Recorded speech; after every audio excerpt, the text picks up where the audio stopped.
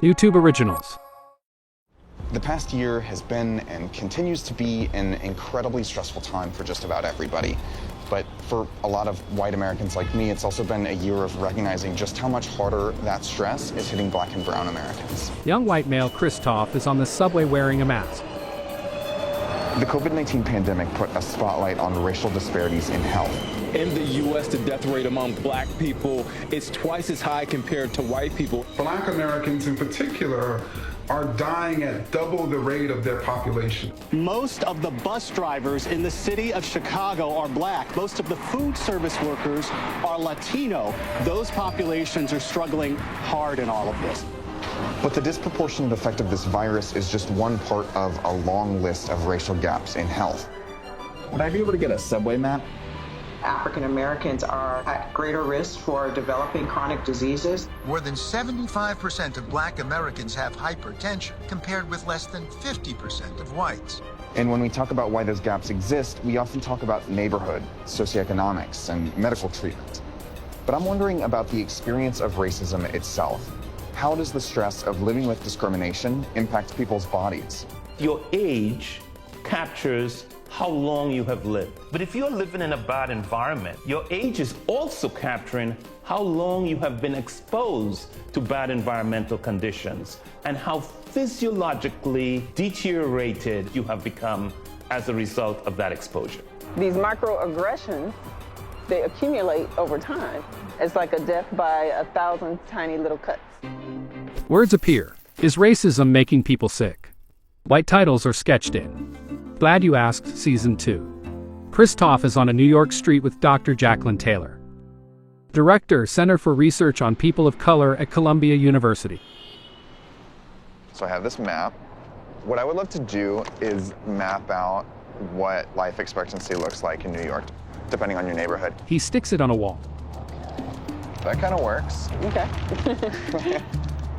So we're going to use green for anything that is above the New York City average of 81.2 and pink for anything that is below. Okay.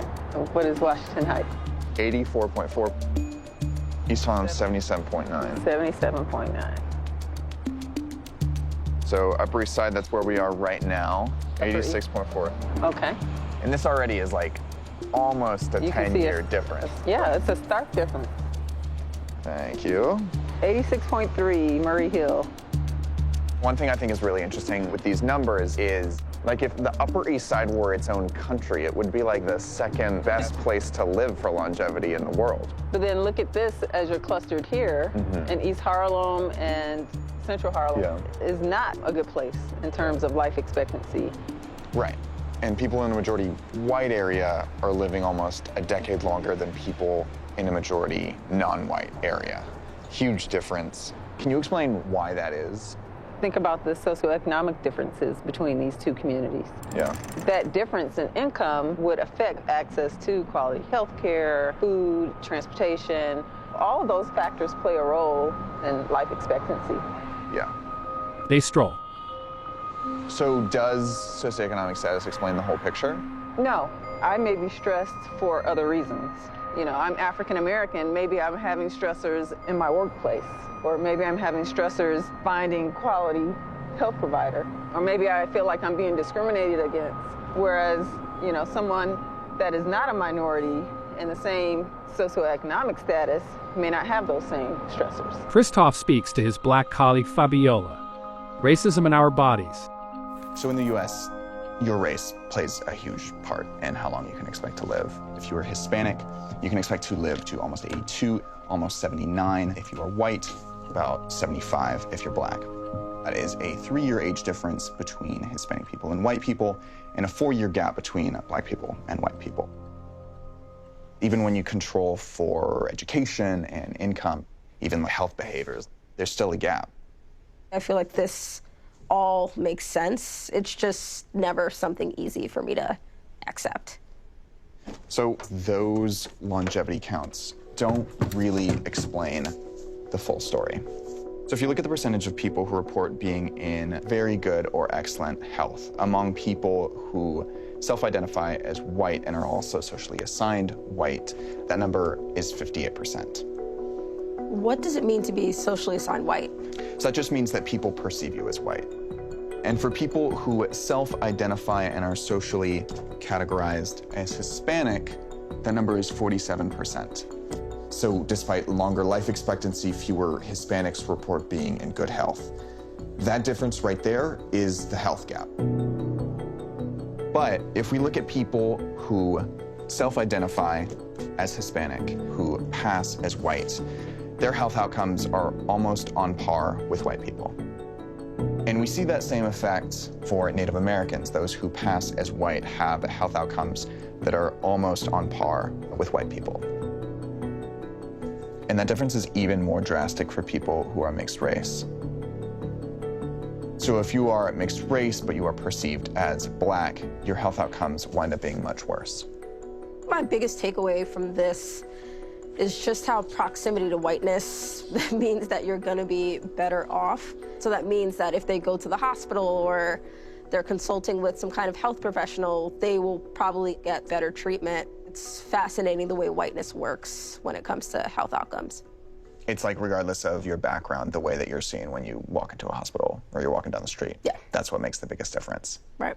This plays out for me personally. I generally try to avoid having to go to the emergency room because I'm just always afraid about, again, how I'm going to be perceived. Yeah, I never really thought about how my race personally affected me as I walk into a hospital room, for example. My absence of understanding, my absence of knowledge is the point that shows something about the privilege of ignorance and of unawareness of these things that I've been able to have. But discrimination varies from place to place, and that led me to this. In 2015, a team of researchers led by this professor named David Che looked at the proportion of Google searches across America that used the N-word. What? Specifically the N-word ending in ER or ERS, so that gets rid of any music lyrics, things like that. Absolutely. It's not a perfect measure of racism, but it kind of provides like a good proxy measure of like the people who are more likely to do that are more likely to have a negative racial sentiment. So what they found is for every 1 unit increase of area racism in each media market, that corresponded with a 5.7% increase in black mortality. Racism kills. Right. Like, this is the first time I'm hearing of racism being quantified in this way. This is like really interesting. These 3 different studies seem to show that interpersonal racism might be this overlooked factor in negative health outcomes in this country. When someone says something racist to you, it's a comment that goes to the core of your being. Like, I cannot change the pigment of my skin, and it makes sense that, like, with every single incident that you have to deal with every racist encounter, like, it's taken years off your life. Like, that's crazy. Not to mention that the perpetrators of those treatment get to forget about it. Truly forget. Yes. And, the people on the receiving end of that treatment don't get that privilege. Yeah. Christoph snaps a clapperboard that has the words, "The Stress Gap," written on it. All right. We're about to call David Williams. He's a professor at Harvard who studies the relationship between race, racism, and our health. Let's give him a call. Hi, Dr. Williams. How's it going? Well, how are you? Pretty good. How does discrimination influence people's health? So we have known for a long time that stressful life experiences adversely affect health. And over the last 25 years or so, we have expanded the types of stressful life experiences that we study to include experiences of discrimination. Little indignities that seem to chip away at the well-being of individuals on a day-to-day basis. What we've found is persons who score high on experiences of discrimination, they're more likely to get diabetes, breast cancer, heart disease, and the cumulative impact of the psychosocial stress and the economic stress and the discrimination leads to physiological deterioration, to weathering. They are literally aging more rapidly than the rest of the population in the United States. And how specifically does the anticipation of a racist encounter impact the health of people of color? Often, people are taking steps before they even leave home to minimize the occurrence of these experiences. And I'll be honest with you, I feel physiologically my blood pressure goes up anytime I see a police car driving behind me. And I've had good experiences with the police, but I've had bad experiences with the police. And it's that reality, that threat has a physiological cost for me. And how does discrimination affect people from one generation to the next? There's studies of survivors of the Holocaust that documents changes in gene expression that puts those persons who had the experience at higher risk of mental health problems such as PTSD. And that epigenetic change is evident also in their offspring. We haven't done that work yet in studies of discrimination, but women who report everyday discrimination while they are pregnant are more likely to give birth to lower birth weight infants. But after the child is born, there are a number of studies that find experiences discrimination by the father or by the mother has negative effects on the development of the child. I mean, if we wanted to measure the weathering effect over a lifetime, how do we do that? Looking at allostatic load is one way you can get a handle on that. Lee Adams. What exactly is the allostatic load? You can think of allostatic load like a measure of all of the wear and tear on the body accumulated over a lifetime. So in a way, allostatic load gives us a proxy measure of aging. Now, to be clear, some degree of stress is good, but it's when stress becomes chronic that we start to see really serious impacts on our health. And that's what we've got here. That's what we got here. So we built out this chart with some of the best data that we could find out there about the racial stress gap. Shall we get started? Let's do it. Okay. Show me how it's done. So on this chart, red lines are going to be white respondents, blue is black respondents in this study. You want me to hold this? Slap the magnet down, and I'm going to pull this. Okay.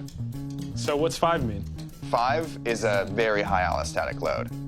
After 4, that's when we really start to see differences in mortality rates. Wow, okay. So it's 1.1 for white respondents versus 1.6 for black respondents. This is the group that we're in. Yeah. Wow, that one's really strong. They roll out ribbons attached to magnets on a graph. So now the average white respondent has 1.8 compared to the average black respondent at 2.2. Just expose to more stressors as a black person. I mean, that's just what the numbers are pointing to. The most anxious I feel is walking home at night, walking into my building. Not to be that guy, but like, as far as I know, I'm the only black person that lives in my building. I've had people ask me, like, when I come home with groceries, if I'm like making a delivery on one of these floors. I hate that part of the day. That's stress. For what it's worth, these numbers have been adjusted for socioeconomic status. So the difference that we're seeing here is more or less a racial difference. So what happens around 35 to 44? It's like the age my siblings are. Really? Yeah. They roll out 2 ribbons representing black people and white people. The gap between them has further widened. Now we're at the end here. Now we're at the end. These are my folks. White respondents had an allostatic load of 4. Black respondents had an allostatic load of 4.8. Jeez. I mean, this, to me, is the most striking part of this data, is the fact that black respondents were aging a full decade faster than the white respondents. Yeah, this is crazy. It also makes me want to call my parents and apologize for being such an asshole when I was a kid. For causing them stress? Yeah, exactly. Like, they had enough to deal with. I feel like I could have been a slightly better son to them. Yeah. Throughout this entire series, we've looked at implicit biases and AI and disparities in education and housing. To me, like, the end result of all of those things is this chart. It's the fact that the stress of living in America is so different depending on your race. Outside of getting this very cryptic look at my future, is there something I can do to not end up here when I'm 60 years old? I think that's a tough part about this whole episode, right? Like, how do we even start to talk about solutions to health disparities that come from such structural inequalities? I feel like the first step is talking about it. I have been in touch with this group in Philadelphia called Black Men Heal that pairs black men with free therapy. So we could go talk to them. We should definitely go talk to them. Chris Toff and Lee enter a building. A sign in the window reads, "The search for healing." Hello. Hi. How's it going? Nice to meet you guys. Nice to meet you. Christoph. Not too much. Thank you for Thanks for coming. having us. I'm Tasneem Suleiman. I'm the founder of Black Men Heal, a nonprofit for men of color to be able to receive quality mental health care. I found in the research that Black men are more likely to listen and be impacted by men within the same age category as them and who look like them. What feel like some of the biggest reasons right now that people are coming in and seeking help? Because of COVID, people are quarantined by themselves. It's a lot of job loss. It's a lot of grief, people that have died from COVID, along with the racial uprisings around George Floyd's death. So those issues have increased a lot more. Our young men of color are at war every day. This year, that war has been put on the front page over and over again. It's in heightened anxiety. So many guys were applying, so we had to think of something virtually to do. So we started hosting a segment based on the different things that were going on in our country. You know, police brutality, grief, even for me, it's good, bro. He holds back from sobbing. Like, I lost a dear friend on Friday, and that Sunday we talked about the pain of losing somebody and what it means. And the fulfillment and the value and the respect that I got was other people in the room was having the same thoughts or the same pain, and they found out they weren't alone. You know, and I was talking to Taj before, is like, do men really know how to cry? Because we've been told so many different times that, yo, just suck it up, don't show no tears.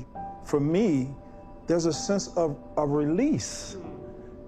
How are you all going about arming these men with the language to articulate what they're going through in a world that takes advantage of you, especially when you're a Black male and you present that vulnerability?